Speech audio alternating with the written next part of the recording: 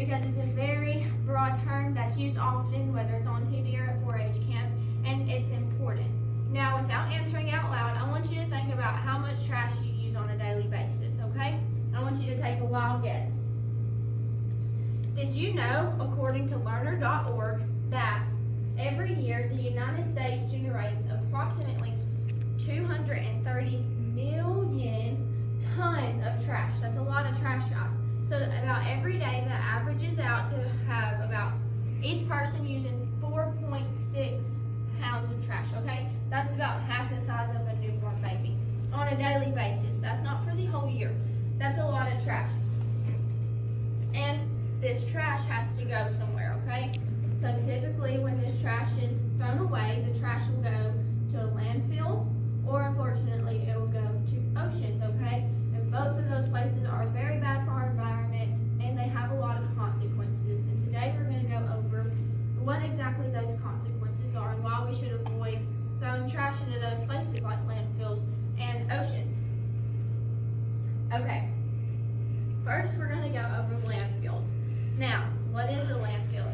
A landfill is a place, usually a large piece of land, where like a city like San Francisco or Shelbyville will have this place, and they'll dump trash used by the city's people, and they'll dump it there, okay? Well, according to conserveenergy.org, these landfills that are having trash coming in everywhere are becoming too full to collect more trash, okay? So these landfills are being abandoned and new ones are popping up everywhere, okay?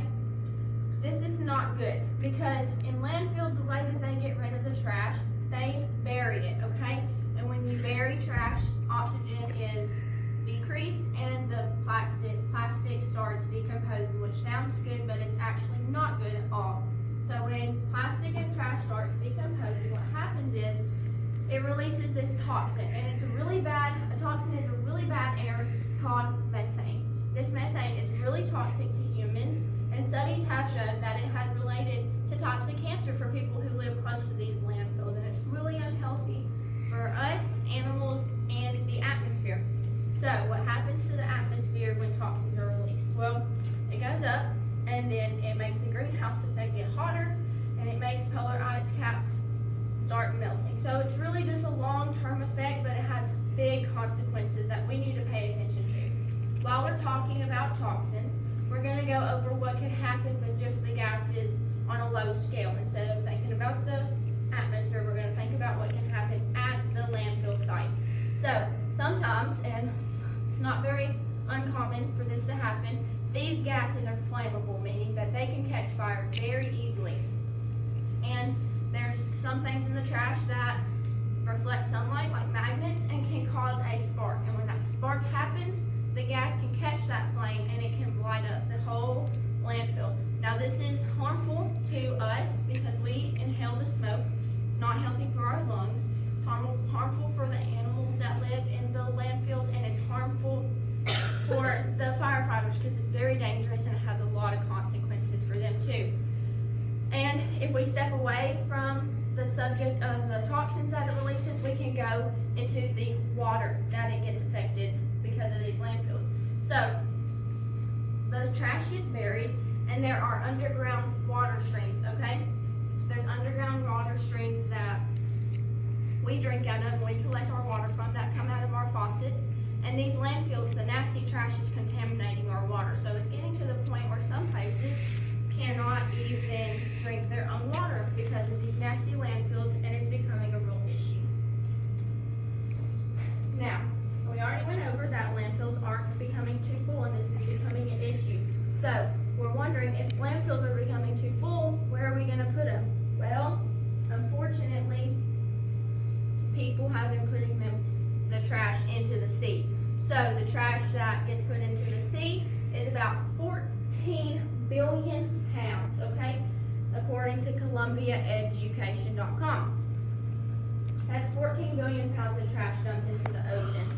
And that's a lot. But not only that, did you know in water, since there's oxygen, and it's really hard for plastic to decompose, so just like a regular Coke bottle could take up to 450 years to decompose, okay? So it's not going to decompose in our lifetime, and that's not good. Another thing that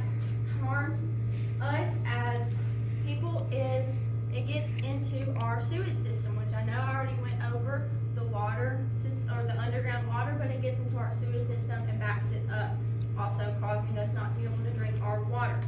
Now, thinking on a non-human scale, and we're thinking about wildlife, this is really affecting our wildlife, okay? So, I know that most of you girls have probably heard of Save the Turtles, and this is a movement from people starting to notice, hey, this trash is getting all in our ocean systems, and it's starting to hurt our turtles. A study by Columbia EDU has showed us that about 1 million marine lives have ended up being hurt or killed because of our trash, and it's really an epidemic that we're gonna have to take care of, okay? So, it's harming our sewage system, and it's harming the marine life who can't really do anything about it, and we're causing them to be harmed, so we need to do something about this as soon as possible. You might wonder, what are we doing right now? If this is such a big deal, why are we not doing anything about it? Well, people have noticed what an epidemic this is becoming, and people have started to make a change. On a large scale, companies like Starbucks have taken away straws, because that's a plastic that is really hard to break down, so they're taking away things like straws and making technology lids that are easier to drink out of and makes less plastic go out into landfills and oceans. Many companies have went completely plastic free and started reusing everything, and it might be a little bit more work, but it's worth it in the long run. On a larger scale, many people are becoming wasteless. They are adapting to a wasteless lifestyle, meaning that they use little to no trash, and it's a really amazing lifestyle, but it's really hard to get there. Now, you might be wondering, I'm only a kid, and how can I help? And I know that you're only kids, but there's several ways that you can help. For example, instead of throwing your class papers away, you can make a reusable, reduce, reuse, and recycle box, okay? So you can reduce, reuse, and recycle by instead of throwing your paper and plastic into the trash can, you can throw it into a waste box, okay? I think that's a wonderful idea, and I'm sure if you asked your teacher that they would love that idea too. And also, you can talk to your parents about making the same idea into your own home. Instead of throwing away your plastic milk cans and throwing away all of the plastic, you can make a recycle can, and you can take it to the local recycle center here in Shelbyville. And the last thing you can do is you can talk to your parents about going to the grocery store with reusable bags. Now, this seems like an expensive thing, but it's a one-time purchase, and you only have to get these little cute reusable bags, and you can pick out the design, and instead of using the plastic bag that Walmart or Kroger or wherever you go gives you, you can use these, and that way you reduce and reuse these bags instead of throwing away plastic, which goes to landfills and oceans. I know that you hear all the time, reduce and reuse and recycle, and I know that you think it's overplayed and it's not as important as it seems, but I promise it's as important to you as it is to me, and it's important to save the earth because we only get one and we really have to take care of it. So I hope that you guys learned something today and you reduce and reuse and recycle, and I hope that you take this with you and do a lifestyle change. Thank you.